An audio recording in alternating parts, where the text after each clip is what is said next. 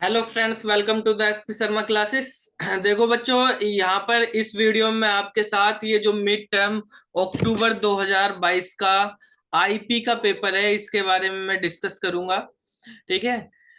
तो इस वीडियो में आईपी के पेपर के बारे में हम डिस्कस कर रहे हैं। ये अभी अक्टूबर 2022 का मिड टर्म का एग्जाम हुआ है, उसका पेपर है आईपी का। तो सबसे पहले आप देख सकते हैं 70 नंबर का ये पेपर होगा, 3 घंटे का पेपर है। और इसमें एक एक नंबर के सेक्शन ए में 18 क्वेश्चंस हैं, उनको हम पहले यहाँ पे डिस्कस करेंगे। तो क्वेश्चन नंबर 1 पे आते हैं। इसमें कहा है which of the following is not a network device. इनमें से कौन सी नेटवर्क डिवाइस नहीं है, ये बताना है आपको। नेटवर्किंग का क्वेश्चन है। ऑप्शन दिए गए हैं हब, स्विच, मैश या राउटर। देखो, हब, स्विच और राउटर जो होते हैं, ये सब जो है हमारे पास नेटवर्क डिवाइस होते हैं। मैश जो है डिवाइस नहीं है, मैश एक टोपोलॉजी है। ठीक है, ये हमारे पास टोपोलॉजी होती है। मैश टोपोलॉजी आपने पढ़ा होगा, बस topology, star topology, ring topology, mesh topology. तो ये जो है मैश हमारे पास एक टोपोलॉजी होती है, जबकि हब, स्विच और राउटर जो है नेटवर्क डिवाइस होते हैं। क्वेश्चन नंबर 2 पे आते हैं। Which of the following is an open source software. Open source software वे होते हैं जिनके सॉफ्टवेयर के साथ आपको सोर्स कोड भी मिल जाता है। ऐसे सॉफ्टवेयर ओपन सोर्स सॉफ्टवेयर कहलाते हैं। और अगर आप यहाँ पे ध्यान से देखें कि हमारे पास जो माइक्रोसॉफ्ट के सॉफ्टवेयर हैं, वो मोस्टली जो है ओपन सोर्स नहीं होते हैं। ठीक है। लेकिन जैसे आप पढ़ रहे हैं माई एसक्यूएल, आप पढ़ते हैं आपके सिलेबस में, माई एसक्यूएल एक ओपन सोर्स सॉफ्टवेयर होता है। विंडोज, पावर पॉइंट या हमारे पास फोटोशॉप, ये ओपन सोर्स नहीं है। तो इसका करेक्ट आंसर सी होगा। फर्स्ट वाले का भी सी है, सेकंड वाले का भी सी है। ठीक है, माई एसक्यूएल। थर्ड क्वेश्चन पे आते हैं। थर्ड क्वेश्चन में ये कहा गया है कि Shiva forgot to sign out from his Gmail ID. मान लिया शिवा है, कहीं साइबर कैफे पे गया काम करने के लिए, कोई मेल वगैरह भेजने के लिए। उसने जो है अपनी जीमेल आईडी लॉगिन की और वो उसको साइन आउट करना भूल गया है। ठीक है। अब अमित उसी सिस्टम पे आया और उसने देखा शिवा की जीमेल आईडी लॉगिन है, उसने उसी की ईमेल आईडी से जो है किसी को मेल भेज दिया है। ठीक है। तो ये जो क्राइम हुआ है, साइबर क्राइम, ये किस टाइप का है, ये किस टाइप की एक्टिविटी है, इस एक्टिविटी या इस एक्ट के बारे में आपको बताना है कि ये किस टाइप की एक्टिविटी है। तो ये एक्टिविटी जो है साइबर क्राइम कहलाता है। फिशिंग है, आइडेंटिटी थेफ्ट है, या पायरेसी है। तो बेसिकली ये आइडेंटिटी थेफ्ट कहलाएगा। इसने क्या किया है, आइडेंटिटी शिवा की यूज की है और भेजा अमित ने है। दूसरे की आइडेंटिटी यूज करके, किसी दूसरे की आईडी यूज करके आप बात कर रहे, किसी दूसरे के मोबाइल से मैसेज कर रहे हो। जैसे मान लिया आपने ही अपने भाई बहन या फ्रेंड्स का मोबाइल उठाया और उसके मोबाइल से किसी को व्हाट्सएप पे मैसेज, नॉर्मल मैसेज कर दिया, तो वो सामने वाला बंदा सोचेगा कि जिसका मोबाइल है उसने किया, जिसकी आईडी है उसने किया, लेकिन कर कोई और रहा है। तो आपने उसकी आइडेंटिटी यूज करके, ठीक है, जो है मैसेज वगैरह किया है। तो इसको हम बोलते हैं आइडेंटिटी थेफ्ट। क्वेश्चन नंबर 4 है। इसमें कहा what is the return by INSTR Ashok Kumar के। ये टेक्स्ट फंक्शन है माई एसक्यूएल के। देखो, इन एसटीआर का मतलब है इस स्ट्रिंग में के की पोजीशन बतानी है आपको, के किस पोजीशन पे है। तो 1 से शुरू होते हैं माई एसक्यूएल में। स्ट्रिंग की पोजीशन 1 2 3 4 5। तो जो पहला के आएगा वही ये रिटर्न कर देगा, फर्स्ट अक्रेंस को रिटर्न कर देता है। तो पहला के 5वें नंबर पे, इसका आंसर 5 हो जाएगा। ठीक है। क्वेश्चन नंबर 5 है। इसमें का एक कॉलम है फीस नाम का, कंटेन द डेटा सेट। ये what will be the output after the execution of the given query.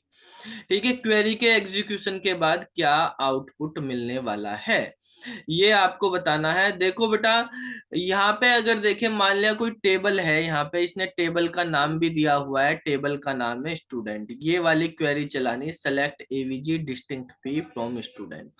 Table का नाम है स्टूडेंट, नाम की टेबल है, उसमें हमारे पास एक फीस नाम का कॉलम है, और कॉलम भी हो सकते हैं, हमने एक फीस वाला की बात करनी है, जिसमें यहाँ पे 5,000 है, 8,000 है, और 7500 है, और 5,000 है, और फिर से 8,000 है। ठीक है, तो देखो जब सेलेक्ट कर रहे, सबसे पहले ये होगा डिस्टिंक्ट फी। डिस्टिंक्ट फीस मतलब जो रिपीटेड वैल्यू है वो हट जाएंगी यहाँ से। तो 5,000, 8,000 और 7500 बची। 5,000 रिपीट है, ये हट जाएगा, 8,000 रिपीट है, ये हट जाएगा, ये 3 बचेंगी। इनका एवरेज निकालना, तो एवरेज में पहले ऐड होंगे 5, 8, 13, 13 और 7, 20,500 हो गया। अब 20,500 को, ये 3 वैल्यू बची, 3 से आप डिवाइड कर देंगे तो एवरेज निकल जाएगा। 3 से डिवाइड करेंगे तो कितना आएगा, 3 छंग 18, बचेंगे 2, 25 हो गया। 3 अठे 24, बचेगा 1, 10 हो गया। 33.3333, ये आंसर आ जाएगा। बाय डिफॉल्ट तक माई एसक्यूएल में जब हम डिवीजन करते हैं, अगर रिकरेंस सेम वैल्यू आ रही तो 4 डिजिट तक देता है। तो 6,833.3333, ये इसका आंसर आना है। ये इसमें कोई से में नहीं दिया, तो नन ऑफ दीज इसका आंसर हो जाएगा, डी वाला। ठीक है, इसके बाद नेक्स्ट क्वेश्चन देखते हैं बच्चा। नेक्स्ट क्वेश्चन में कहा है, which of the following digital footprint. Digital footprint के बारे में है, सोशल इम्पैक्ट से रिलेटेड है। तो सोशल इम्पैक्ट्स के अंदर क्या दिया हुआ है, यहाँ पे कहा है, which of the following digital footprints can create without user constant. अगर यूजर को पता होता है और उसकी इंफॉर्मेशन में है कि ये चीजें रिकॉर्ड करी जा रही हैं आपकी, तो वो एक्टिव डिजिटल फुटप्रिंट होता है, और ये विदाउट यूजर कंस्टेंट है तो वो पैसिव होगा। दो तरह से डिजिटल फुटप्रिंट यूज होते हैं, एक्टिव और पैसिव, तो पैसिव इसका आंसर हो जाएगा। क्वेश्चन नंबर 7 में कहा, what will be the output of the following query. Round function लगाया है, एसक्यूएल की क्वेरी है, सेलेक्ट राउंड 35698.1345 और कोमा -2। जब माइनस में वैल्यू होती है यहाँ पर, तो माइनस का मतलब होता है कि भाई आपको डेसिमल पॉइंट के लेफ्ट साइड में करना है। यानी 35698.1345 लिखा, तो माइनस के 2 लिखा, तो मतलब डेसिमल के 2 डिजिट तक जाएंगे और इनको 0 कर देंगे। ठीक है, क्योंकि ये 0 हुआ है और इसके बाद के सारे ही मतलब 0 कर देना। ये 5 या 5 से ज्यादा होता है तो इससे पहले एक वैल्यू बढ़ जाती है, राउंड में आपको पता ही होगा, और ये 35 हो गया। ठीक है, तो हमारे पास पॉइंट के बाद की तो सारी 0 होगी, 35700, ये आंसर मिल जाएगा आपको, डी वाला आंसर।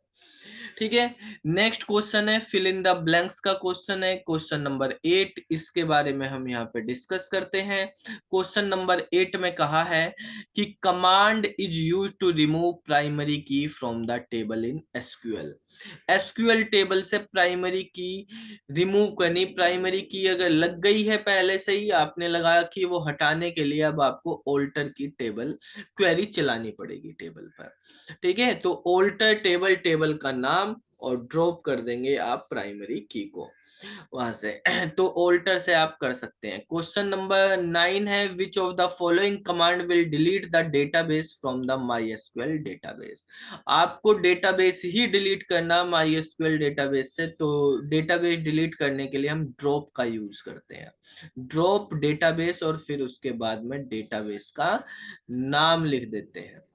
ठीक है, तो ये कमांड हम यूज करेंगे। क्वेश्चन नंबर 10 है, is a non key attribute. Non key attribute है कोई which whose value derived from the primary key of some other table. यानी किसी दूसरी टेबल की प्राइमरी की अगर किसी दूसरी टेबल में यूज करी जा रही है तो उसको हम फॉरेन की बोलते हैं। तो इसका आंसर हो जाएगा आपका बी। ठीक है, फॉरेन की।